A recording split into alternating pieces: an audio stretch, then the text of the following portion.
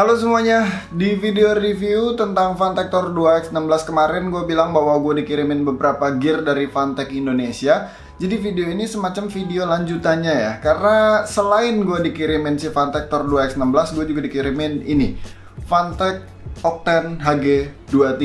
Sebenarnya ini sama Tor 2X16 itu bukan bundling, tapi memang gue dikiriminnya satu paket aja sekaligus. Jadi let's go, kita mulai reviewnya. Untuk packagingnya kurang lebih mirip-mirip lah sama si Vantec MH82.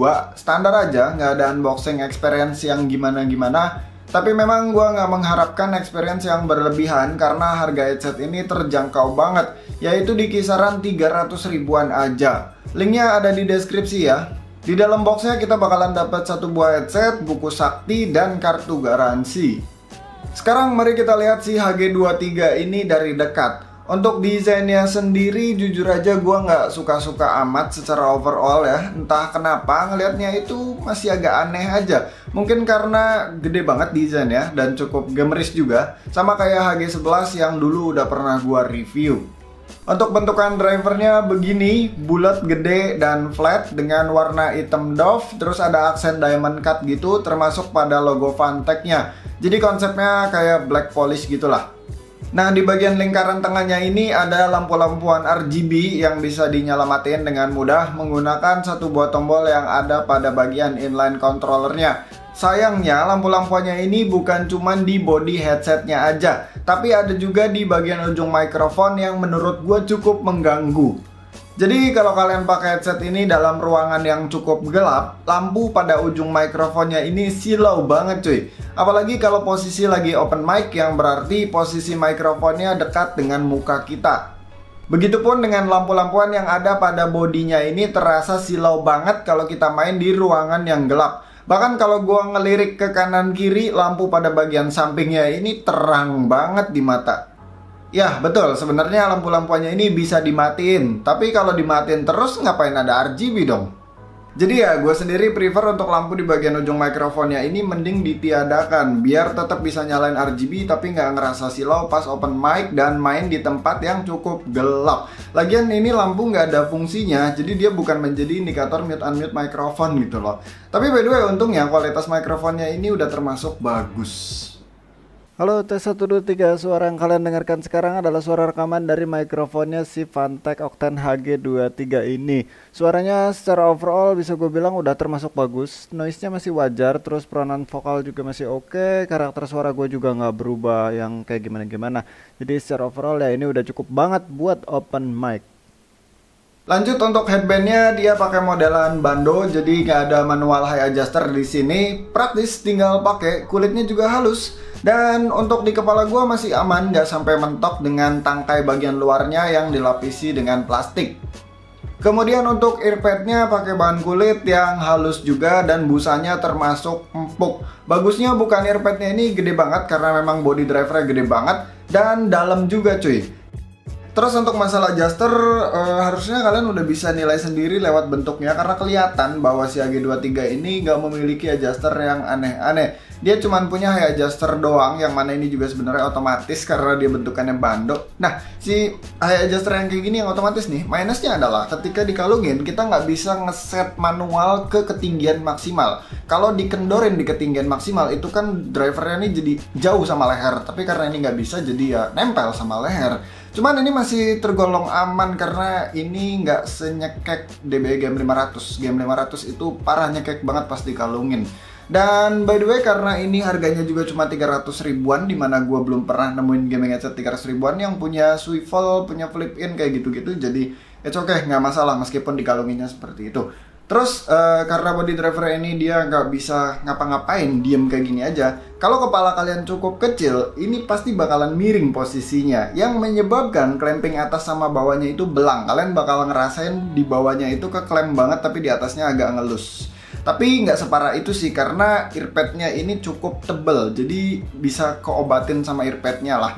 Yang menurut gue ini secara overall dipakainya masih nyaman banget. Di kepala gue ini ngepas cuy.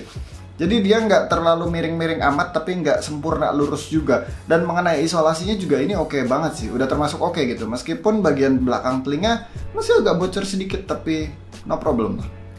Oh ya, gue kelupaan belum bahas soal kabel ya. Jadi si HG23 ini punya kabel dengan panjang sekitar 2 meteran. Dia nggak pakai sleeving, tapi pakai modelan karet yang tebal gitu. Jadi lebih aman kalau gesekan sama baju, nggak seberisik yang sleeving. Terus dia punya inline controller sekitaran 2 jengkal dari bagian headsetnya. Ya kalau kalian ngikutin gue, kalian pasti tahu gue nggak suka ada inline controller yang gede-gede banget di bagian kabel. Tapi ya, sudahlah. By the way, di inline controllernya ini isinya ada pengaturan volume, mute microphone, sama buat nyala matiin lampu-lampuannya tadi. For your information, adjuster volume yang ada di inline controllernya ini berfungsi buat ngatur volume yang ada di headsetnya itu sendiri, bukan sebagai remote. Karena konektornya dia juga menggunakan USB Type A yang berarti harusnya dia punya DAC sendiri. Meskipun pakai USB Type A, si HG23 ini bisa dipakai di HP kok. Gue udah coba sendiri dan work well. Tapi ya kalian perlu konverter tambahan. Oke, sekarang gue mau bahas suaranya nih. Jadi si HG23 ini punya bass yang ngepas bagi gue. Nggak kegedean tapi nggak kekecilan juga. Untuk karakternya sendiri, dia cenderung bass yang nggak boomy, jadi nggak mengintimidasi. Terus kalau kalian pakai untuk main game FPS, dia berasa boxy banget. Suara tembakan berasa dominan dan khas banget. Di sisi lain, kalau kalian pakai untuk dengerin musik, dia masih cenderung enak meskipun pronounce vokalnya itu agak gantung karena ujung-ujungnya ini kurang tajam atau kurang clear atau kurang detail. Jadi suaranya udah termasuk bagus untuk di harga segini, meskipun secara overall gue tetap lebih suka karakter suara dari saudaranya, yaitu MH82. Oh ya, si HG23 ini punya fitur 7.1 Virtual Surround Sound juga yang bisa kalian aktifin lewat softwarenya. Dan untuk karakter dari 7.1 VSS-nya ini kurang lebih sama aja dengan rata-rata gaming headset budget dengan fitur 7.1 VSS. Cuman sebagai booster doang. Dan di HG23 ini ngebusnya rata dari bawah sampai atas. Jadi secara overall karakter nggak berubah. Yang gue sayangkan adalah 7.1 VSS di HG23 ini menurut gue overwhelming karena dia ngebusnya cukup tinggi, mungkin sekitar 20% ya dari keadaan standarnya. Sebenarnya secara karakter tidak berubah seperti yang tadi gue bilang, jadi pas kalian nyalain 7.1 bukan berarti arah tembakan atau arah langkah musuh itu jadi lebih akurat atau lebih detail. Sebenarnya nggak kayak gitu. Sama aja ketika gue matiin dan ketika gue nyalain, misalkan gue dengerin suara step musuh dari 45 derajat depan kanan gue, itu arahnya sama dari situ. Cuman bedanya pas nyalain 7.1 VSS karena dia di boost jadi makin pop up makin keluar. Mungkin ini kepake buat kalian yang pengen ekstra detail gitu, pengen lebih mendengarkan suara langkah yang sebenarnya itu pakai booster doang. Ya ini permainan software memang karena begitulah cara kerja 7.1 VSS. Tapi ini seenggaknya adalah sebagai opsi. Jadi kalau kalian membutuhkan fitur tersebut bisa dinyalain, kalau enggak juga ya tinggal dimatiin, repot amat. By the way, di software juga kalian bakal nemuin pengaturan equalizer yang menurut gua kepake banget buat kalian yang ngerasa sound profile dari HG23 ini kentang gitu loh, kurang sedikit ya, bisa diotak-atik lewat si equalizernya. Terus ada fitur 3D juga yang kurang lebih mirip-mirip kayak si 7.1 tadi. Terus ada pengaturan efek juga yang nampaknya nggak akan dipakai oleh siapapun. Sama satu lagi ada pengaturan seputar mikrofon. Oh ya, ada satu lagi sih pengaturan mengenai 7.1 VSS-nya tadi yang bisa kalian otak-atik direction-nya. Oke, jadi segitu aja yang mau gue sampaikan dari si Fantech Octane HG23 ini. Overall untuk di harga 300 ribuan nih gaming headset udah termasuk oke banget. Bahkan build quality-nya aja ini mantep loh, karena gue bentes berkali-kali se-ekstrim ini, tapi ini nggak ada bunyi-bunyian dan masih nggak apa-apa headset sampai sekarang. Padahal gue sering kayak gini-giniin loh, masih aman-aman aja, nggak rusak sama sekali. Dan dia masih balik ke posisi awalnya dengan baik gitu loh, dengan sempurna kayak pas barunya. Jadi oke sih. Tapi memang ada dua hal. Kok gini?